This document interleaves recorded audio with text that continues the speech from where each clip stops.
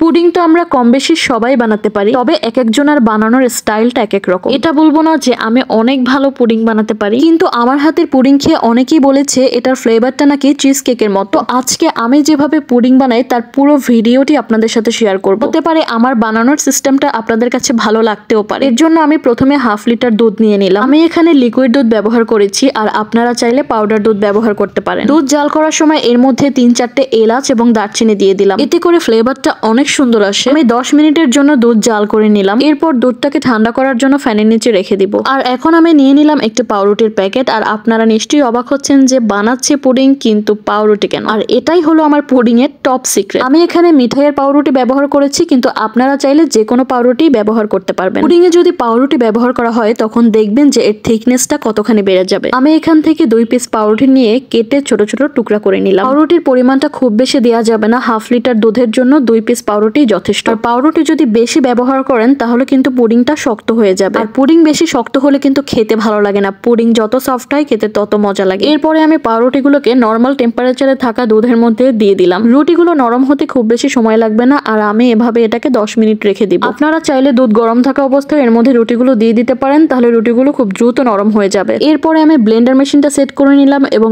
এর ভিতরে নর্মাল টেম্পারেচারে থাকা 4টি ডিম একটা একটা করে ভেঙে দিলাম। আবারও বলছি, আমি কিন্তু হাফ লিটার দুধের সাথে 4টা ডিম নিয়েছি। আর পুডিং এর মেজারমেন্ট যদি একটু ভুল হয়ে যায় তাহলে কিন্তু এটা পারফেক্টলি হয় না। এরপরে আমি এর মধ্যে 1/3 কাপ চিনি নিয়ে নিলাম। আপনারা যদি সুগার বেশি খেয়ে থাকেন তাহলে চাইলে একটু বেশিও নিতে পারেন। এরপরে আমি এর মধ্যে দিয়ে দিলাম লেবুর রস। অনেকেই এখানে ভ্যানিলা এসেন্স ব্যবহার করে, কিন্তু আমার কাছে এসেন্সের থেকে লেবুর রসের ঘ্রাণটাই বেশি ভালো লাগে। এসেন্স কিংবা লেবুর রস ব্যবহার করা হয় ডিমের গন্ধটা দূর করার জন্য। এখন আমি এটাকে ভালো মতো ব্লেন্ড করে নিব। এটাকে 2 থেকে 3 বার করে ব্লেন্ড করে নিলাম। এখন আমি দুধে ভিজানো নরম পাউরুটিগুলোকে এর মধ্যে আস্তে আস্তে ঢেলে দিব। এর মাঝে একটা কথা বলে নেই, যখন আমি 4টা ডিম দিয়ে পুডিং বানাতাম তখন আমার পুডিংটা খুব বেশি একটা বড় হতো না, আর খুব বেশি হলে সেখান থেকে 8 পিস পুডিং হতো। কিন্তু পাউরুটি ব্যবহার করে সেম মেজারমেন্টে আপনি এখান থেকে 12 পিস পুডিং অনায়াসেই বের করে ফেলতে পারবেন। এখন সবগুলো উপকরণগুলোকে খুব ভালোভাবে ব্লেন্ড করে নিব। দেখতেই পাচ্ছেন আমি কিন্তু কয়েকবার করে এটাকে ব্লেন্ড করছি। এখন আমি রাইস কুকারের মধ্যে একটি স্ট্যান্ড বসিয়ে দিব এবং এর মধ্যে দিয়ে দিব পরিমাণ মতো পানি। পানির পরিমাণটা কিন্তু ঠিকঠাক মতো দিতে হবে, মানে আপনি যে পাত্রটাতে পুডিং বসাবেন সেই পাত্রটার অর্ধেক পানি দিলেই হবে। এখন চুলাটা অন করে আমি এটাকে ঢাকনা দিয়ে ঢেকে দিব পানিটা গরম হওয়ার জন্য। এইদিকে আমি পাশের চুলায় ক্যারামেল তৈরির জন্য একটি প্যানের মধ্যে দিয়ে দিব পরিমাণ মতো চিনি। এখন চিনিগুলোর মধ্যে পরিমাণ মতো পানি ঢেলে দিলাম। চুলার আঁচটাকে হাই হিটে দিয়ে এটাকে চামচ দিয়ে নেড়ে চেড়ে নেব। কিছুক্ষণ পরেই দেখবেন পানি চিনির কালারটা পরিবর্তন হয়ে আস্তে আস্তে বাদামি কালার হয়ে আসছে, মানে আমার ক্যারামেলটা প্রায় তৈরি হয়ে এসেছে। এরপর এই ক্যারামেলটাকে যে পাত্রে আমি পুডিং বানাবো ওই পাত্রের মধ্যে ঢেলে দিয়ে সুন্দরভাবে ঘুরিয়ে ঘুরিয়ে সেট করে নিব। ক্যারামেলটাকে জমাট বাঁধার জন্য এটাকে অবশ্যই ফ্যানের নিচে রাখতে হবে। কিন্তু একটা কথা আছে, যখন আপনি ক্যারামেলটা সেট করবেন তখন ফ্যানের নিচে রাখা যাবে না, কারণ এই ক্যারামেলটা কিন্তু খুব দ্রুত জমাট বেঁধে যায়। পুরোটা ঘুরিয়ে ঘুরিয়ে সেট করে তারপর ফ্যানের নিচে রাখতে হবে। ক্যারামেল সেট হয়ে গেলে ব্লেন্ড করে রাখা মিশ্রণটি একটি ছাঁকনির সাহায্যে এর মধ্যে ঢেলে দিব। অবশ্যই মিশ্রণটাকে ছেঁকে দিবেন, নয়তো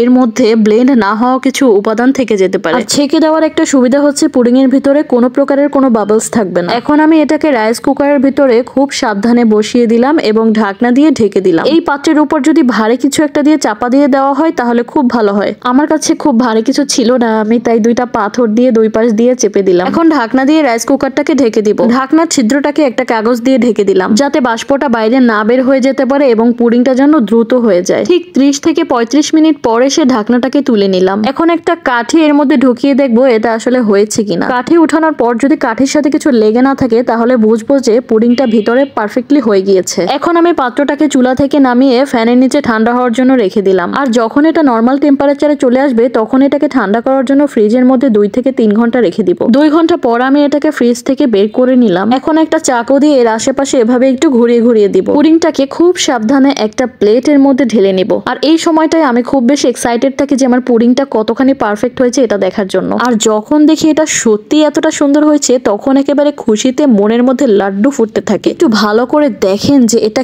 কি সুন্দর হয়েছে এবং কতটা পারফেক্ট হয়েছে। এইবার আমি এটাকে একটু কেটে দেখাই যে এর ভেতরটা কেমন হয়েছে। আমার বাসায় যেহেতু মানুষ কম ছিল তাই আমি পুডিং এর সাইজটাকে বড় রাখার জন্য এভাবে কেটে নিয়েছি। আর আপনি যদি এই 4টা ডিমের পুডিংটাকে 10 থেকে 12 জনকে খাওয়াতে চান তাহলে অবশ্যই এটাকে লম্বালম্বি করে স্কোয়ার শেপ করে নিতে পারবেন। এইবারে আমি একটা পিস আপনাদেরকে দেখাই যে এটা কতটা সুন্দর। একটু ভালো করে লক্ষ্য করে দেখতে পারবেন পুডিংটার ভিতরে কিন্তু কোনো বাবলস নেই। আর বলেছিলাম না এটার থিকনেসটা দেখলে অবাক হয়ে যাবেন। এবং আপনারাও বাসায় কিন্তু একদিন এভাবে ট্রাই করে দেখতে পারেন। আর আমার ভিডিওটা যদি ভালো লেগে থাকে তাহলে অবশ্যই লাইক, কমেন্ট এবং শেয়ার করে আপনার টাইমলাইনে রেখে দিতে পারেন। আল্লাহ হাফেজ।